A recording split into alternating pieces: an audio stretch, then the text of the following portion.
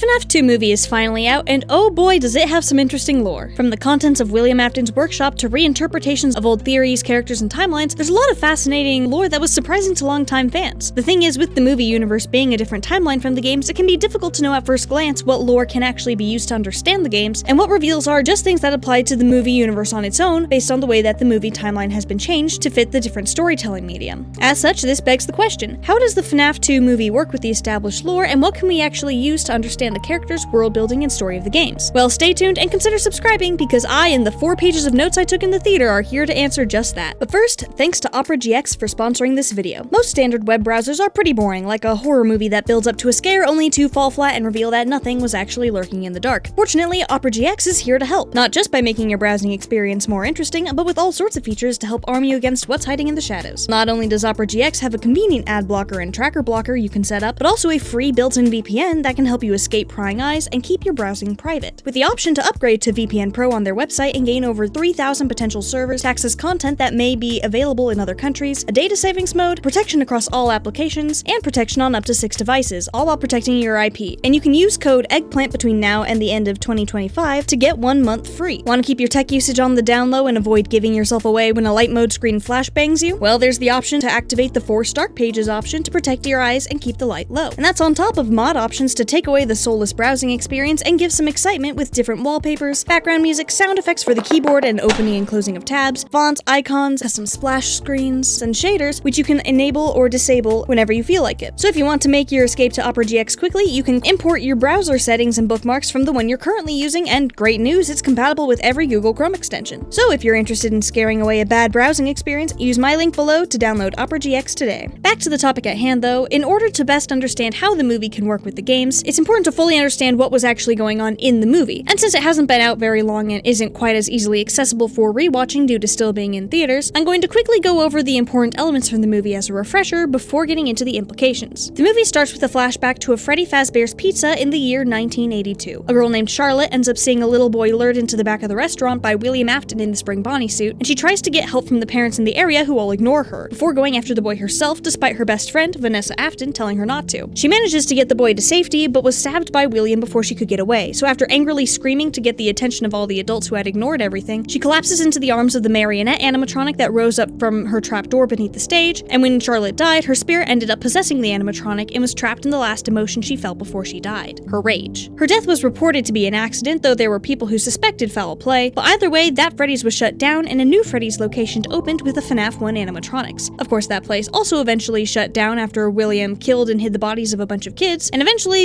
events of the first movie happened, leading into where the second movie continues, 1 year after the first movie and 20 years after Charlotte's death. Though since the first movie takes place in April of 2000, that can only technically be true if Charlie died in early 1982 and the FNAF 2 movie takes place in late 2001, so that the rounding can technically make that 20 years. Anyway, after helping take down and getting stabbed by her dad in the first movie, Vanessa has now physically recovered, but is still struggling with the trauma of everything her dad put her through, suffering from nightmares and flashbacks that make it difficult for her to live normally. Meanwhile, Mike Schmidt is desperately trying to ignore everything that happened and move on, which is made difficult by the fact that his aunt went around telling people about getting decked by Golden Freddy in the first movie, leading to the town putting on a Freddy's festival called FazFest. He's also harboring a bit of resentment towards Vanessa over not being particularly open with the truth, which is a little ironic to me since he was actively lying to his sister about how they can't go back to Freddy's because the animatronics are broken and he's totally going to fix them. But either way, in an effort to help them move on, he suggests Vanessa try the dream stuff he did in the first movie to work through his brother's death so that she can work through her trauma. Meanwhile, Mike's sister Abby misses the Ghost Kids, is taking robotics in school with an absolute jerk of a teacher who seems to dislike her in particular, and during the movie sneaks off to Freddy's to try and fix her friends since Mike isn't doing it, only to find that they're missing completely. Mike finds her there and comforts her by telling her the kids have probably gone to heaven and lets her pick out a toy called the Faz Talker from the prize area. As they leave, Mike notices that in addition to a bunch of flyers on the door for FazFest, there's one that talks about the murders with a phone number to call. Calling the number gets him in contact with Henry, Charlotte's father, who tells him about what happened to Charlotte and mentions that Vanessa was her best friend. This does not help Mike's already developing trust issues towards Vanessa. Meanwhile, back at the first Freddy's, a security guard named Michael, who very insistently does not want to be called Mike, gives a group of ghost hunters he invited there a tour of the building and its animatronics, the toy animatronics. One of the ghost hunters starts picking up on a signal and finds the marionette's box under the stage with a music box playing next to it. Unfortunately for the ghost hunter, she decides to turn off the music, which wakes up Charlotte, who then merges with her to use as a vessel. And when I say merges, I mean merges. They are like fused into one being. Anyway, the marionette takes control of the animatronic animatronics and kills the ghost hunters, though Michael is able to escape the building since the animatronics can't leave due to a perimeter lock on their programming. Meanwhile, Vanessa decides to take Mike's advice about dreaming her memories to work through them, and after getting out what seems to be mementos of William's victims from a suspiciously familiar two-latched box in her closet, she falls asleep and shows up in her childhood home. She confronts William and tells him that she's not like him and she's not afraid or in need of him anymore, but he gets mad and starts progressively getting louder and louder as he starts saying and then yelling things like how she's his favorite, doesn't she know he loves her, and how she has a purpose as his child, and he grabs a knife to threaten her with. Vanessa takes the form of her younger self and hides in William's workshop, where it turns out there's a green-eyed circus baby animatronic just hanging out. The dream ends when Vanessa goes back to her adult appearance and shoots William like she did in the first movie, leading to him falling off the balcony and taunting her further as he dies. After this, we're shown the beginnings of Charlotte using the fast talker to pretend to be Chica and communicate with Abby. She has Abby visit the FNAF 2 pizzeria where the animatronics come out and pretend to be her ghost friends in new bodies and help her out with her school robotics project that she was going to show off at the science fair. She goes home eventually and starts drawing pictures of that Freddy's and the characters, and when Vanessa comes by to visit, Abby talks about going to Freddy's and has pictures of stuff that wasn't at the one they were at in the first movie. Vanessa tries to warn Mike that something's up, but having already talked to Henry and having his distrust of her furthered, he dismisses her because he's angry about her hiding stuff, brushes off her concerns, and says he's trying to fix everything, including her, so they can move on. Which was pretty tactless to say, so Vanessa also gets upset and leaves to head to Freddy's to investigate herself. There she finds out that the music box is now broken and gets kidnapped by Charlotte puppeting her host before Abby comes back to the pizzeria after her teacher intentionally broke her science fair project when she showed up at the school to get set up. This ends up with Charlotte threatening Abby's safety to get Vanessa to tell her the code to let the animatronics out, which Charlotte tells Abby through Toy Chica, with the justification to Abby being that if Abby disables the lock, Toy Chica can be her science fair project instead. After that, Charlotte stuffs Vanessa in a locker and switches hosts to Toy Chica before leaving with Abby for the science fair, though that's not a merging situation, that's just the puppet is inside the animatronic. Meanwhile, Mike had gone to chat with Henry after initially dropping Abby off for the science fair, and realized after looking through the newspaper clippings Henry had that the Freddy's Charlotte died at was a different Freddy's than the one he had been to, and that it was the one that Abby had been drawing. After that realization, he calls the school to try and get in touch with Abby unsuccessfully because she hadn't gotten back yet, and was like, oh no, she's at the original Freddy's with another angry ghost kid, isn't she? So he starts to leave, and Henry gives him a music box that Henry made for his daughter as a baby to leave there for Charlotte. Eventually, Toy Chica and Abby do make it to the science fair, and the teacher freaks out and insults Abby in front of an audience, so Toy Chica follows him out of the fair and kills him. The other toy animatronics, now being free, also leave Freddy's and start wandering town to track down and kill people, particularly parents, since Charlotte was particularly angry at parents as a whole after being ignored by so many in the lead up to her death rather than blaming William. As a result, Mike doesn't find Abby at Freddy's, but he does find old prototype animatronics that were made for the location but got sidelined in favor of the toys, and Vanessa, who gives him the rundown of how, despite there only being one spirit present, the marionette's purpose of puppeting the animatronics via wireless signals on stage is what's making it possible for Charlotte to control all of them and go for her revenge on parents for not caring. Mike volunteers to track and disconnect the animatronics from the marionette from the Freddy security office, and Vanessa goes off to find the animatronics and see if any of them have Abby, taking a walkie-talkie to communicate with Mike. However, once Mike starts messing with the systems, Charlotte notices and activates the withered prototypes to go after Mike. Cue FNAF 2 office gameplay, including using a Freddy mask to pass as an animatronic and a cameo from RWQFSFASXC, aka Shadow Bonnie, while Vanessa gets attacked by one of the roaming animatronics, Mangle. Vanessa uses her card to launch Mangle through the window into Toy Freddy to stop him from killing someone. Mike manages to successfully disconnect the animatronics from the marionette's control, and Toy Chica brings Abby home after the science fair, only for the puppet to leave Chica and merge with Abby. Before leaving Freddy's, Mike notices that there's still a tracker moving at his house, so he and Vanessa head there, though Mike takes a brief detour to the FNAF 1 Freddy's with the last-ditch hope that the other spirits were still around and cared enough about Abby to respond to his request for help, though he doesn't get a response. Because of this, Vanessa reaches the house first and finds Abby possessed. She's unsuccessful in talking down Charlotte, but Mike manages to come in at the last second with the music box Henry gave him and starts to play it, leading to the marionette leaving Abby and fleeing to avoid being put to sleep. Then Mike closes the music box, and right when it seems like things might be calming down, the toy animatronics break into the house, acting under the direction of Michael the security guard, who introduces himself as Michael Afton. Mike Schmidt is like, wait, Vanessa has a brother? Michael's like, man, my sister's still not telling people stuff, huh? Oh well, time to carry on my dad's legacy. Hey Vanessa, there's still time to come home because this is kind of what our purpose is as William's children. And Vanessa's like, oh heck no, I am home, which Michael absolutely doesn't take as a personal rejection before telling the toys to kill the group. Fortunately, the FNAF 1 animatronics arrive just in time to destroy the toys, though Michael does escape. Unfortunately, the animatronics may have been able to leave Freddy's, but they weren't meant to be gone from it for long, so their systems failed as they ran out of power. However, the spirit of the boy who possessed Golden Freddy appeared, though Golden Freddy wasn't physically present, and said that they couldn't use those bodies anymore and would be moving on. Abby asked if they were going to heaven, and the boy said he hoped to see her there someday, though not too soon, before addressing Mike and warning him that when they moved on, he wouldn't be able to hold back a certain him anymore. The ghosts then finally move on. gone. Unfortunately, all is not well, as Mike is super unhappy with how little Vanessa told him and how it ended up with this whole situation, and as he and Abby leave the damaged house, he tells Vanessa to stay away from them, leaving Vanessa alone with the music box off, allowing the marionette to possess her. While that's where the main movie ends, there's also a mid and post-credit scene. The mid-credit scene shows a group of guys raiding Freddy's for stuff for their haunted house since Freddy's was set to be demolished. They find the remains of William Afton, now fully decayed into Springtrap, and decide that they gotta take what's seemingly an old animatronic to their attraction, setting up FNAF 3. Meanwhile, the post-credit scene is less of a scene and more of a recorded message. In it, Henry records an audio log similar to the ones in Pizzeria Simulator addressing Mike just in case he can't tell Mike himself. He talks about how he was originally William's business partner and as such has some equipment to track animatronics, and warns Mike that the marionette is coming for him before being cut off. A statement from the movie director, Emma Tammy, mentions that the message is meant to set up more Henry lore in the third movie and implies that the marionette was the reason he was cut off, so he might not actually be dead, which would be cool. Either way though, there's a lot of interesting stuff in the movie and plenty of things where I think it'll be useful for understanding the lore of the games. That being said, while some things may appear to solve game mysteries at first glance, there's one major complicating factor, namely the fact that the movie is set in a separate timeline from the games. This means we can't just assume that something from the movies is also the case in the game timeline. For example, while Charlie dies at Freddy's in 1982 in the movie, the Freddy's franchise wasn't established in the games until 1983. Because of this, before trying to apply something from the movies to the games, it's important to first see if there's any contradictory evidence from the games. If there is, default to the games and use the movie as an example of what could have happened if the circumstances were different. If there isn't a contradiction, the stuff in the movie can be used as evidence, though not necessarily confirmation, since it's always possible that the games could take things in a different direction, since it is a separate continuity. On that note, one pretty major thing, or rather things, that the difference in timelines impacts are the animatronics and the spirits that possess them. In the movies, the FNAF 2 location was the original Freddy's, and the FNAF 1 animatronics were separate animatronics for the FNAF 1 location, with the previous versions of the characters being left behind. This is pretty different from the games, where it's specifically mentioned that the withered animatronics are older models from the previous location rather than unused prototypes, and that once the FNAF 2 location closed in 1987, the withered animatronics were kept around to be used at the next location. This pretty firmly sets a distinction between the movies and games, where the movie has the withers not be possessed and be entirely disconnected from the FNAF 1 classics, only for the ones in the games to come from the previous location, presumably the one where the missing children incident happened in 1985, be used for spare parts in the toys which were brand new, though there do seem to be actual toy versions of this iteration of the characters in FNAF 4, possibly implying that in the games these were designs that were put aside earlier and used for merch, only to end up getting actually made into animatronics later. Anyway, the usage of the withered animatronics parts in the toys led to them probably being haunted by proxy, seeing as the withered animatronics then go on to become the animatronics in FNAF 1 that we know are haunted by the 5 kids William killed. This means that the puppet in the games isn't controlling them, which does check out, seeing as the puppet's role in the games was different, and the marionette's asleep most of the time considering the music box playing is one of the main things that keeps you from dying in the second game. Additionally, the fact that the FNAF 2 location shut down so early in the movie timeline and never reopened also means that the bite of 87 never would have had the chance to happen in the movies, and that William wouldn't have been able to kill extra kids and leave their bodies and blood lying around the building the same way we see in the FNAF 2 minigames. However, one thing we can potentially take away from this is the age of the pizzeria, especially since it is something that is hinted at in the games. The games had the Freddy's franchise start as a brand with multiple locations that branched off of the original Fredbear's Family Diner right off the bat. Additionally, the first FNAF 2 newspaper we see describes the FNAF 2 location opening as a reopening, giving a vintage pizzeria new life. This could refer to giving new life to the previous location, which could be described as vintage, but it could also refer to the FNAF 2 location being an old Freddy's that no longer had its animatronics and had to have the haunted ones brought in, only for them to then decide to build the toy animatronics based on the little toy models from FNAF 4 instead. This likely also explains why Toy Chica in the movie is shown to have spring locks in her torso, despite being an animatronic that, in the games, uses the Endo 02 model of endoskeletons. Vanessa in the first FNAF movie mentions that all the older animatronic models have spring locks, and in the movies, Toy Chica is an older animatronic than she is in the games. Mangle would be an exception here, since he was turned into a take-apart and put-back-together attraction, which you can't really do with spring locks, so was likely modified to use the Endo 02 endoskeleton instead, hence having that endoskeleton in the movie. Additionally, the fact that certain characters appear in the movie at all, despite the differing circumstances, is also notable in a few ways. Take Shadow Bonnie, for example. In the games, the earliest we've seen him confirmed to be present is in FNAF 2, where he can appear on any night, even before it's implied that more kids have been killed by William. Because of this, I've previously theorized that Shadow Bonnie comes from an event before FNAF 2, though with how there were several other events that could have influenced his presence in FNAF 2, it was relatively up in the air which one it would have been. With the FNAF 2 movie, though, the fact that RWQ can appear in the location where the missing kids' spirits never were, and Charlotte was the only one present, implies to me that Shadow Bonnie in both continuities likely exists because of the death of the one child who has a spirit still around in both. She was killed by a man in a Bonnie costume, so taking the form of a rabbit animatronic does make some sense, with the appearance being derived from Toy Bonnie specifically, possibly being due to a combination of that being the main version of the character at that location and shifting form to match that, and the fact that if Scott Cawthon was going to make him based on Spring Bonnie, he would have had to model an entirely new character. While I do realize that sounds like a bit of a stretch, Shadow Bonnie's appearance being taken from William in the Spring Bonnie suit would actually line up really well with what the games and movies seem to imply about Shadow Freddy. In the movie, Shadow Freddy is a physical costume rather than a supernatural entity, but the character that ends up in it is the one that died after being bitten by Freddy, and Shadow Freddy has a similar appearance. Meanwhile, the crying child in FNAF 4 was bitten by Fredbear, Shadow Freddy in FNAF 2 looks like Withered Golden Freddy, who Fredbear ended up as, and the FNAF 4 animatronic Nightmare is possibly implied via the game files to be Shadow Freddy, which implies to me that Shadow Freddy in the games is a result of the crying child getting bitten by Fredbear, and also took on the form of what caused the child's death, but specifically the closest version that was currently present, rather than how the original Fredbear looked. As such, a Shadow animatronic coming from Spring Bonnie taking the form of the most recent Bonnie isn't as much of a stretch as it seems at first glance. Either way though, Shadow Bonnie isn't the only character inclusion that has some interesting implications for both the movie and the games. The fact that we see Circus Baby, with green eyes no less, while Vanessa was still a kid, is super interesting. After all, in the games, Circus Baby was originally built with blue eyes, only for them to turn green after she killed and was possessed by Elizabeth Afton. It's possible that in the movies, Circus Baby's eyes were always green, the same way that the movie has the puppet always have tear streaks, while the game version of the character only gains the tears after being possessed by Charlotte. But if Baby's eyes weren't always green, that means that by the time this flashback dream has taken place, Circus Baby would already be possessed. And that's on top of the fact that Circus Baby is present at all. In the games, we see Circus Baby for the first time in Sister Location, which has a somewhat ambiguous timeline placement that I've seen theorized being as far back as before FNAF 2 in the games, and as far forward as after FNAF 3, depending on what people think led to the creation of Circus Baby and the other Funtime animatronics for the game. Though it is pretty solid that Circus Baby was built at a point in time when William and his daughter Elizabeth were not Springtrap and not dead respectively. Now though, with Circus Baby's inclusion in FNAF 2, we've potentially gotten more insight into when she might have originally been built. After all, not only is Vanessa in the form of her child self when she finds Baby, but she also gets into the memory in the first place via a very specific setup to remind her of that point in time. She turns on the TV to create a static noise and takes toys out of a latched box in her closet. And based on one of those toys being the toy plane we know for a fact belonged to one of William's victims, Mike's younger brother Garrett, it stands to reason that the rest are mementos William took from his victims as well. Not only does this imply that the original contents of the FNAF 4 box were intended to be mementos connected to William's victims before Scott took the storyline in such a different direction that a year ago he said he wasn't even sure what was actually in it anymore, but it also means that Circus Baby was around in William's lab and potentially already possessed when Vanessa was a kid in the aftermath of William killing some of his victims. While we don't know how long before or after those kills that Circus Baby would have been built, that does imply that there would be a reason for William to have built her that early in the timeline in the movies, which could be something that also carries over to the games. This is especially notable because of the popular theory Molten MCI, which is typically understood as meaning the Funtime animatronics were created from the melted down FNAF 1 animatronics, and therefore possessed by the Missing Children incident or MCI spirits. If Circus Baby was around in the early days of William committing murders, and we know that the FNAF 1 animatronics were still around when Vanessa was an adult in FNAF 1, that definitely implies that Circus Baby's creation at least wasn't dependent on the FNAF 1 animatronics being entirely out of the picture. The other Funtime animatronics are more ambiguous, but if it turns out they were built around the same time as Baby, they're likely similar in that they aren't actually made from the melted down FNAF 1 endoskeletons. Rather, any haunting by the MCI spirits would likely be due to being injected with their remnant, the substance in FNAF that ties spirits, memories, and emotions to the world of the living, particularly through metal. There is a machine built specifically to inject the stuff in the location where the Funtimes in the games are present after all, so them being injected with the remnant rather than full-on being made from the recycled endoskeletons would make more sense to me personally, though the movie doesn't really get into it one way or another on that specifically. One thing the movie is very clear on though is William Afton's treatment of his children. It's been theorized that his turn to violence was motivated by the death of one of his children that he genuinely cared about, or that despite everything he still cared about his family even while he was committing the murders. Meanwhile, the movie seems to make it pretty clear that even if he had once genuinely cared about his family, which I would be surprised about considering his typical behavior, for all intents and purposes he only really cared about them for what they could do for him. While simultaneously telling Vanessa he loved her and that she was his favorite, he was yelling and threatening her with a knife, also saying feeling that she had to fulfill the purpose he had set for her as his child. And sure, we did already see him stab Vanessa in the first movie, but this second movie really hammers home just how far back in time he was harming his children. And speaking of how he harmed his children, let's talk about the Michael situation. Michael Afton in the movies is another example of how the differences in the timeline and the way the movies have to keep in mind the average moviegoer experience led to alterations from what was established in the games. For one thing, I find it incredibly funny that Michael in the movie refuses to be called Mike, considering that's what he primarily is known by in the games, but that's most likely to make things clearer for the audience who has to deal with the fact that Michael from the games has been split into multiple characters. After all, in the games, Michael Afton and Mike Schmidt are for sure the same person. The survival logbook is written in by Mike and has drawings in it that Mike made in direct reference to Michael Afton's experiences in Sister Location, as well as a drawing of Nightmare Fredbear. Meanwhile, the player character in FNAF 4, where the Nightmare animatronics appear, can hear a distorted version of a phone call from specifically FNAF 1 in the ambiance. And Mike Schmidt is the only Mike who would have heard that call. Therefore, the Mike Schmidt who heard that call and saw Nightmare would also be the Mike who went through the events of the game's Sister Location, and therefore is Michael Afton. As such, when trying to understand Mike Afton in the games, it's important to recognize that both Michael Afton and Mike Schmidt use his character as a base. While it's possible that Michael in the movie also got his younger brother killed, currently the trait of guilt over losing his younger brother is assigned to Schmidt, as is being the FNAF 1 security guard and your typical protagonist traits. Meanwhile, Michael Afton is a daddy's boy who's convinced that being William Afton's child means villainy and obedience to his father is the only path he can take. Michael hasn't developed the same traits his game counterpart did after killing his younger brother and getting turned into a zombie during Sister Location, likely because the FNAF movies fit the games into a linear timeline instead of jumping all over the place like the game timeline does.